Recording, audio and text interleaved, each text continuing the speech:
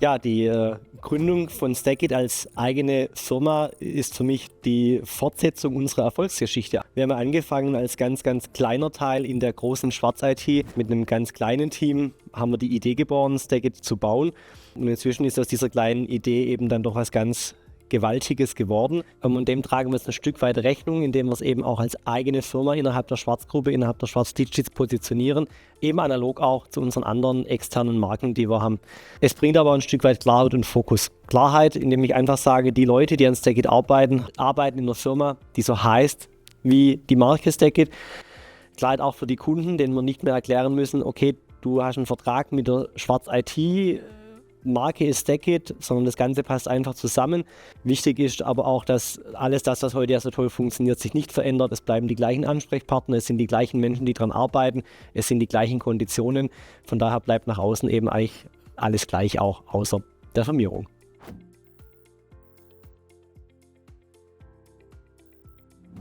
Ein paar Kollegen, die aus der Schwarz-IT raus das Thema Stackit angefangen haben die ersten Server in Rechenzentren der Schwarz-IT auch eingebaut, teilweise angefangen zum Testen mit gebrauchter Hardware, die wir da hatten. Von diesen kleinen Hands-on erste Schritte gehen, sind wir inzwischen einfach, denke ich, doch zu einem sehr, sehr relevanten Player auf dem Markt geworden. Und ich würde auch sagen, in der Zeit, als wir das erste Mal auch darüber gesprochen haben, dass wir planen, eine Cloud zu bauen, hat man uns ein bisschen auch belächelt im Markt. Ich glaube, das Belächeln ist jetzt tatsächlich vorbei.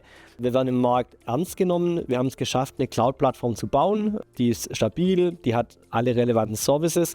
Und wir haben eben nicht nur die relevanten Services, sondern wir haben das Portfolio inzwischen auch ganz schön ausgebaut. Wir gehen in moderne Technologien mit rein.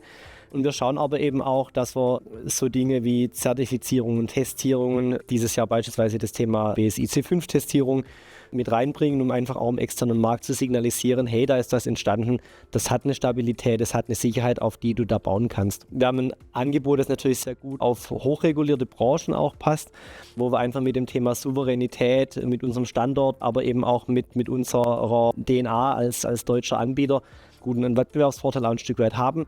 Wir nehmen aber auch immer mehr wahr, dass wir auch in dem Kontext Souveränität nicht nur in diesen regulierten Industrien spielen, sondern eben auch zahlreiche Interessenten und Kunden haben, die einfach sagen, hey, wir wollen uns ein Stück weit global unabhängig machen, wir wollen unterschiedliche Partner haben und auch für solche Unternehmen werden wir immer mehr und mehr interessant. Ja, und das eine ist ja die externe Wahrnehmung auf dem Markt, wo ich denke, da sind wir schon deutlich weiter und haben ein Angebot, das einfach attraktiv ist. Das andere ist für mich aber auch tatsächlich die Wahrnehmung nach innen. Und ich habe ja gesagt, wir haben mit einem sehr kleinen Team angefangen. Inzwischen ist es ein sehr großes Team, aber es ist immer noch ein Team. Das sind wirklich ganz, ganz tolle Leute, hochspezialisiert, technisch ganz starke Leute, aber auch in den ganzen anderen Bereichen einfach ein Team, die alle Bock drauf haben, dieses Thema Stackit, souveräne Cloud für Europa erfolgreich zu machen und das macht natürlich richtig Laune und das ist eine ganz, ganz große Leistung und dass das Team eben so als Team funktioniert und hinter unserer Mission und unserer Vision steht, das ist durchaus auch was, wo ich sage, das freut mich richtig stark und ist ein ganz wichtiger Bestandteil dieser Momentaufnahme. 5 Jahre, das ist in IT ein ganz schön langer Zeitraum. Und wenn wir uns heute anschauen, wahrscheinlich hätte vor 5 Jahren keiner vorhergesagt, dass genau jetzt der Boom von generativer KI so groß ist. Von daher haben wir hoffentlich einige Dinge, auf die wir nicht mehr 5 Jahre warten müssen. Wir werden natürlich das Thema AI ganz stark weiter in den Vordergrund stellen. Wir haben da in den letzten Wochen ein paar tolle Partnerschaften verkündet. Wir arbeiten da natürlich ganz stark dran, dass Stackit eben auch die Plattform ist, auf der man AI machen kann. Sei es eben das Training von Modellen, sei es Inferenz-Workloads, aber auch alles, was da am Markt gerade passiert. Und da ist natürlich eine enorme Dynamik drin. Wir gehen auch ganz stark darin, unseren physischen Footprint zu erweitern. Sprich, wir werden weitere Regionen an den Start bringen. Da haben wir auch wieder Möglichkeiten, durch die Schwarzgruppe einfach Dinge zu nutzen, die wir schon haben. Aber wenn ich mir das Bild in 5 Jahren anschaue, ist meine Vorstellung, dass wir einfach eine ganz hohe Relevanz im europäischen Markt haben. Und was heißt hohe Relevanz für mich? Relevanz heißt vor allem dort mitzuspielen, wo es um die Digitalisierung unserer Gesellschaft geht, und zwar insbesondere in kritischen Bereichen wie in der öffentlichen Verwaltung, wie im Gesundheitswesen, wie in der Bildung, wo ich einfach glaube, da ist noch ein ganz, ganz großes Potenzial in Digitalisierung und dort möchten wir als Stackit eben einen ganz wesentlichen Beitrag auch dazu leisten.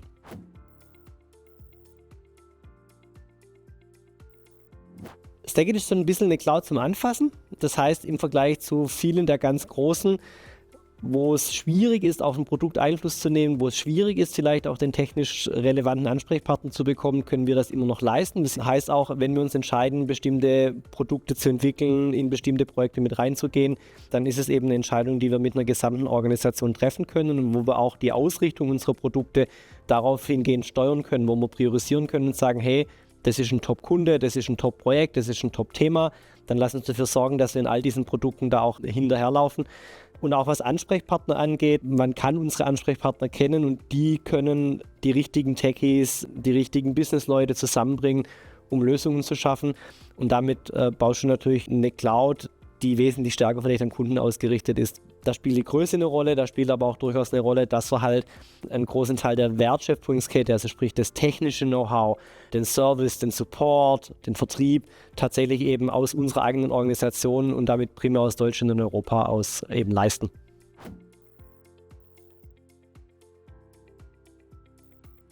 Ja, ich hoffe, Sie hören alle zu. Wir haben eine second Vision. Die heißt ein unabhängiges Europa digital führend. Man merkt schon, in unserer Vision kommen wir selber gar nicht vor. Das ist vielleicht kurios, ist es aber, wenn man genau raufschaut, nicht. Ich glaube, es ist ganz wichtig, dass wir als Europa dafür sorgen, dass wir auf der digitalen und IT-Landkarte der Welt relevant bleiben.